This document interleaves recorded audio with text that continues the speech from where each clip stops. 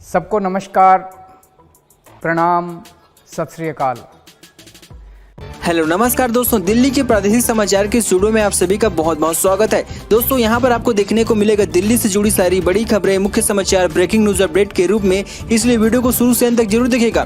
दोस्तों वीडियो को प्यारा सा लाइक और चैनल को सब्सक्राइब जरूर कर लीजिएगा ताकि दिल्ली से जुड़े कोई भी खबरें छूटे ना पाए। चलिए दोस्तों टाइम वेस्ट न करते आगे बढ़ते हैं खबर की ओर। समाजवादी पार्टी के राष्ट्रीय अध्यक्ष अखिलेश यादव से आजम खान की नाराजगी की खबरों के बीच बुधवार को राष्ट्रीय लोकदल रालोद अध्यक्ष जयंत चौधरी उनके परिवार से मिलने पहुंचे। जयंत ने कहा कि उनका मानना है कि किसी भी राजनीतिक दल में अलग अलग मत होना उस दल में लोकतंत्र के जीवित होने का प्रमाण है। जयंत सपा के अंदरूनी बिखराव के मुद्दे पर बोलने से बचते नजर आए। उन्होंने कहा कि वह रामपुर में लखीमपुर कांड के मुख्य गवाह से मिलने आए हैं। साथ ही वह आजम के बेटे अब्दुल्ला आजम और पत्नी तंजीम फातिमा से मिलने आए हैं। उन्होंने कहा कि किसी दल में अलग अलग सोच के चलते विभिन्न मत हो सकते हैं, यही लोकतंत्र की अच्छाई है। उन्होंने कहा आजम खान वरिष्ठ नेता हैं और उनके परिवार से खान परिवार के 3 पीढ़ियों के संबंध हैं। उन्होंने कहा कि विधानसभा चुनाव में मिली हार की समीक्षा होनी चाहिए और लोकतंत्र में अलग अलग राय हो सकती है। एक दल में अलग अलग सोच हो सकती है और यह आंतरिक लोकतंत्र का प्रमाण है। लोकतंत्र के अगले पड़ाव और संवैधानिक मूल्यों की रक्षा करने के लिए समझने के प्रयास किए जा रहे हैं ताकि बेहतर तरीके से प्रदर्शन किया जा सके। बीजेपी विधायक मुक्ता राजा ने अलीगढ़ के एडीएम को चिट्ठी लिखकर पूछा है कि अलीगढ़ की मस्जिदों पर कितने लाउडस्पीकर लगे हैं। विधायक की इस चिट्ठी के बाद जिला प्रशासन मस्जिदों पर लगे लाउडस्पीकर की जानकारी जुटा रहा है।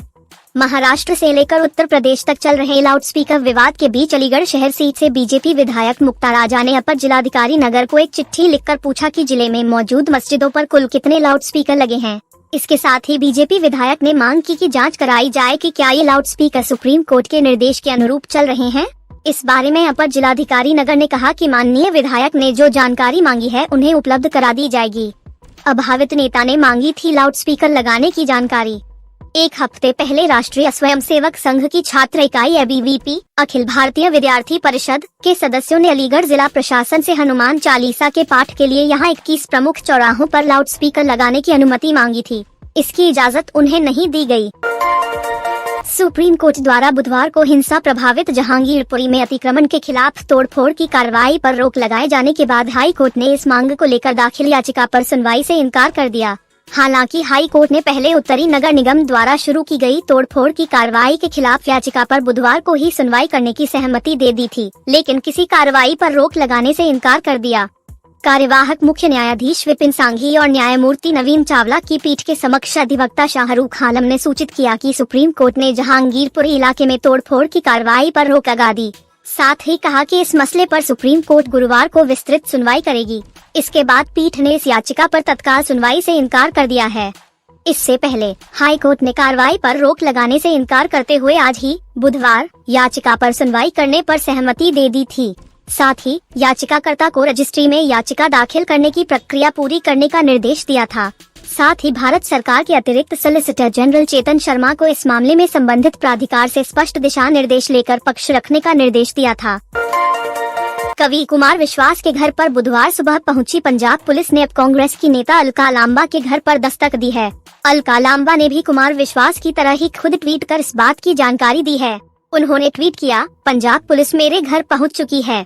इससे पहले कुमार विश्वास के घर पर पुलिस पहुंचने पर भी अलका लांबा ने ट्वीट किया था।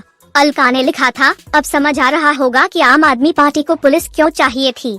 भाजपा की तरह मात्र अपने विरोधियों को डराने और उनकी आवाज दबाने के लिए। थोड़ी तो शर्म करो केजरीवाल जी। दिल्ली के जहांगीरपुरी में आखिरकार बुलडोजर थम गए हैं। शोभा यात्रा पर पथराव के बाद यहां अवैध निर्माण को तोड़ने की शुरू हुई कार्रवाई को सुप्रीम कोर्ट से दूसरी बार आए आदेश के बाद तुरंत रोक दिया गया।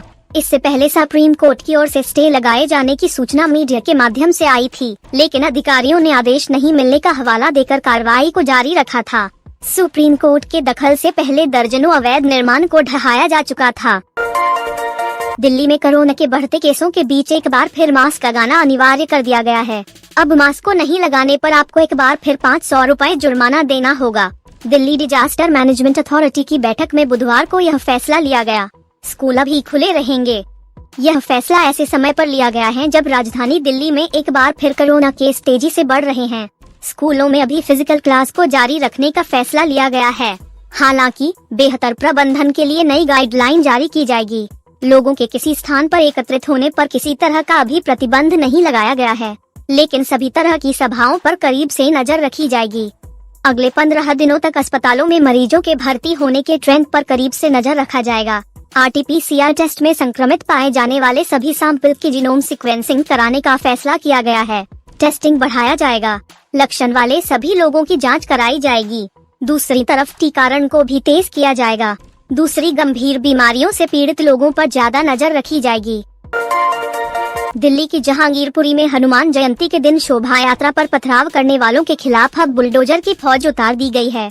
गृह मंत्री अमित शाह की ओर से सख्ती का आदेश दिए जाने के बाद बुधवार को 1-2 नहीं बल्कि पूरे 9 बुलडोजर के साथ यहां अवैध अतिक्रमण को ढहाना शुरू कर दिया गया है। बताया गया है कि यह एक्शन अगले 2 दिन तक जारी रहेगा और बारी बारी से सभी अवैध निर्माण को गिरा दिया जाएगा। बुलडोजर ने सबसे पहले उस रोड पर कार्रवाई शुरू की है जहां शोभा यात्रा पर हमला किया गया था। किसी भी संभावित हिंसा और गड़बड़ी को रोकने के लिए हजारों पुलिसकर्मियों को तैनात किया गया है। ऊंची इमारतों की छतों पर खड़े पुलिसकर्मी पूरे इलाके पर नजर रख रहे हैं। बुधवार सुबह ही जैसे ही इलाके में बुलडोजर चलने की खबर आई, यहाँ जोरदार हलचल मच गई। लोग अपना अपना सामान समेटने लगे। कबाड़ी मार्केट में सामानों के ढेर को जितना समेट सके लोगों ने हटा लिया, बाकी बुलडोजर की भेंट चढ़ रहा है। कई दुकानों और पक्के मकानों को भी तोड़ा गया है। लोग घरों में मौजूद रहे और बख्श देने की गुहार लगाते दिखे। महापौर राजा इकबाल ने कहा है कि इसी ब्लॉक से कार्रवाई शुरू की गई है और यह अगले 2 दिन तक जारी रहेगी। दिल्ली के जहांगीरपुरी में हनुमान जयंती शोभा यात्रा पर हुई हिंसा के बाद पुलिस ने एक्शन तेज कर दिया है। गृह मंत्री अमित शाह की ओर से सख्ती बरतने के निर्देश पर जहां कुछ आरोपियों पर एनआईए लगाया गया, तो अब उनके अवैध निर्माण को ढहाने के लिए बुलडोजर चलाया जाएगा। सरकार के इस फैसले को लेकर IMIM चीफ असदुद्दीन ओवैसी भड़क गए हैं। उन्होंने इसे गरीबों के खिलाफ युद्ध बताते हुए कहा कि कोर्ट जाने का अवसर दिए बिना इनका घर गिराया जा रहा है। ओवैसी ने केजरीवाल की भूमिका पर भी सवाल उठाते हुए अपनी भूमिका साफ करने को कहा है। IMIM चीफ असदुद्दीन ओवैसी ने देर रात ट्वीट करके कहा, बीजेपी ने गरीबों के खिलाफ युद्ध छेड़ दिया है। अतिक्रमण के नाम पर यह यूपी और MP की तरह दिल्ली में घर तोड़ने जा रही है।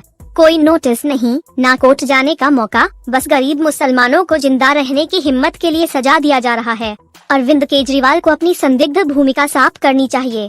ओवैसी ने एक अन्य ट्वीट में पूछा, क्या उनकी केजरीवाल सरकार का PWD इस ध्वस्तीकरण अभियान का हिस्सा है? क्या जहांगीरपुरी के लोगों ने उन्हें ऐसे विश्वासघात और कायरता के लिए वोट दिया था? अक्सर पुलिस पर हमारा कंट्रोल नहीं कहने की उनकी दलील यहाँ नहीं चलेगी। कोरोना वायरस के नए केसों में तेजी से हो रहे इजाफे के चलते दिल्ली में एक बार फिर से मास्क पहनना अनिवार्य कर दिया गया है। यदि कोई व्यक्ति सार्वजनिक स्थान पर बिना मास्क के पकड़ा जाएगा तो उसे 500 रुपए का जुर्माना अदा करना होगा। दिल्ली, हरियाणा जैसे राज्यों में कोरोना के केसों में तेजी के चलते चौथी लहर आने की आशंका पैदा हो गई है। दिल्ली के अलावा यूपी, हरियाणा और चंडीगढ़ में भी एक बार फिर से पाबंदियां लगा दी गई हैं। यही नहीं, आने वाले दिनों में पाबंदियों में इजाफे की भी आशंकाएं जताई जा रही है। आइए जानते हैं किस राज्य में कोरोना के चलते लगी हैं क्या पाबंदियां। यूपी के कई जिलों में लौट आई पाबंदियां। उत्तर प्रदेश के CM योगी आदित्यनाथ ने सोमवार को ही ऐलान किया था कि अब सूबे के 7 जिलों में मास्क लगाना अनिवार्य होगा। सरकार ने आदेश जारी किया है कि राजधानी लखनऊ समेत 7 जिलों में मास्क लगाना अनिवार्य होगा। यह नियम जिन जिलों में लागू किया गया है उनमें मेरठ, गाजियाबाद, हापुड़, बुलंदशहर, बागपत, गौतम बुद्ध नगर शामिल हैं। इसके साथ ही CM ने अधिकारियों को आदेश दिया है कि वे उन लोगों के बारे में पता लगाएं जिन्हें अभी टीका नहीं लगा है। उन्होंने कहा कि सभी का टीकाकरण सुनिश्चित किया जाए ताकि वायरस पर लगाम कसी जा सके। राजस्थान के बाद अब महाराष्ट्र को भी छत्तीसगढ़ सरकार ने कोयला खनन की मंजूरी दे दी है। महाराष्ट्र को आवंटित रायगढ़ जिले के गारे Pelma sector 2 coal block mines में खनन के लिए डाइवर्सन की अनुमति जारी की गई है। सरकार 214.869 हेक्टेयर वन भूमि देने को तैयार हो गया है। छत्तीसगढ़ शासन ने महाराष्ट्र स्टेट पावर कंपनी द्वारा सभी औपचारिकता पूरी करने के बाद केंद्र सरकार को अनुशंसा पत्र भेज दिया है।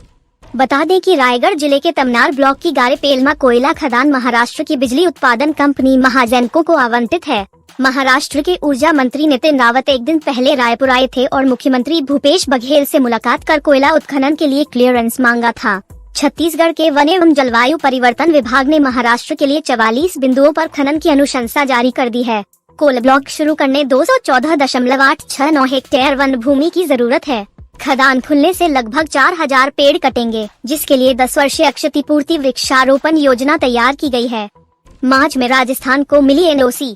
बता दें कि मार्च में राजस्थान के सीएम अशोक गहलोत छत्तीसगढ़ आए थे। उन्होंने कोयला नहीं मिलने पर राजस्थान में बिजली संकट की बात कही थी, जिसके बाद परसा कोल ब्लॉक में खनन की अनुमति जारी की गई है, जिसका ग्रामीण विरोध कर रहे हैं। ग्रामीणों ने अडानी खनन कंपनी के जनरेटर व कैंप को 5 दिन पहले आग लगा दिए थे।